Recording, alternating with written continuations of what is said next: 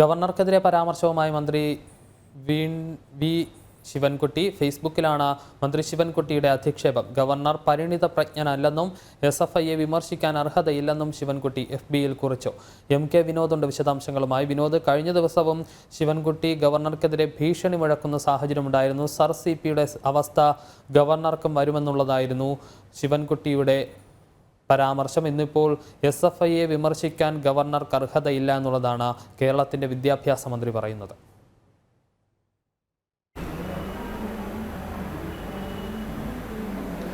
തീർച്ചയായും ഗവർണറെ തുടർച്ചയായി ഫേസ്ബുക്കിലൂടെ അധിക്ഷേപിക്കുന്ന നടപടി മന്ത്രി വി ശിവൻകുട്ടി തുടരുകയാണ്. കഴിഞ്ഞ ദിവസമാണ് അദ്ദേഹം സർ CP രാമസ്വാമി അയ്യരുടെ ഗതി ഇപ്പോഴത്തെ ഗവർണർക്ക് ഉണ്ടാകും, അന്ന് അതേപോലെ തന്നെ സർ CP രാമസ്വാമിക്ക് 1947 ഇവിടെ തിരുവനന്തപുരത്ത് സ്വാതിരുന്നാൾ കോളേജിൽ വെച്ച് അദ്ദേഹത്തിന് നേരെ ആക്രമണം ഉണ്ടായിരുന്നു. 1947 സംഭവം. വെട്ടേൽക്കുന്ന സംഭവം ഉണ്ടായിരുന്നു.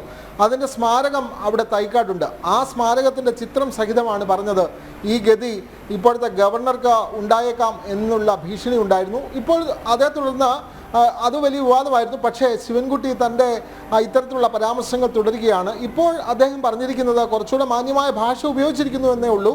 പരിണിതപ്രജ്ഞനായ ആളല്ല ഇപ്പോഴത്തെ ഗവർണർ എന്നാണ് പറയുന്നത്. അതായത് SFIക്കെതിരെ നടത്തിയ ബ്ലഡി പരാമർശം അത് ശരിയല്ല എന്ന് അദ്ദേഹം പറയുന്നു. അതേപോലെ തന്നെ മുഖ്യമന്ത്രിക്കെതിരായ വിമർശനങ്ങൾ വായിൽ തോന്നിയതെല്ലാം ഗവർണർ പറയുകയാണ്.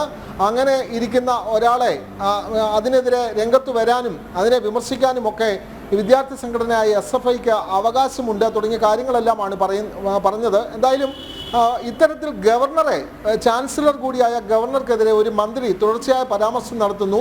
മന്ത്രി ശിവൻകുട്ടി തൻ്റെ നടപടികളുമായി മുന്നോട്ട് പോകുന്നു എന്നതിൻ്റെ ഏറ്റവും അവസാനത്തെ ഉദാഹരണമാണ് ഇപ്പോൾ ഏറ്റവും പുതുതായി അദ്ദേഹം ഫേസ്ബുക്കിൽ ഗവർണർക്കെതിരെ വീണ്ടും നടത്തിയിരിക്കുന്ന പരാമർശം.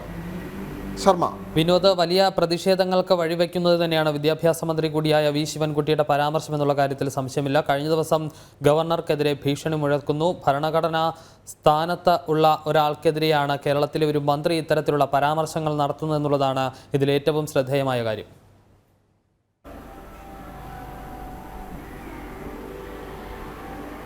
അതെ, വളരെ ശ്രദ്ധേയമായ കാര്യമാണ്. മുഖ്യമന്ത്രി തന്നെ ഗവർണർക്കെതിരെ പരസ്യമായ പ്രസ്താവനകളും നിലപാടുകളും ഒക്കെ തന്നെ പൊതുവേദിയിൽ, പ്രത്യേകിച്ചും നവകേരള സദസ്സിൻ്റെ വേദിയിലൊക്കെ തന്നെ അദ്ദേഹം ഗവർണറെ വിമർശിക്കാൻ വേണ്ടി സമയം വിനിയോഗിക്കുന്നു.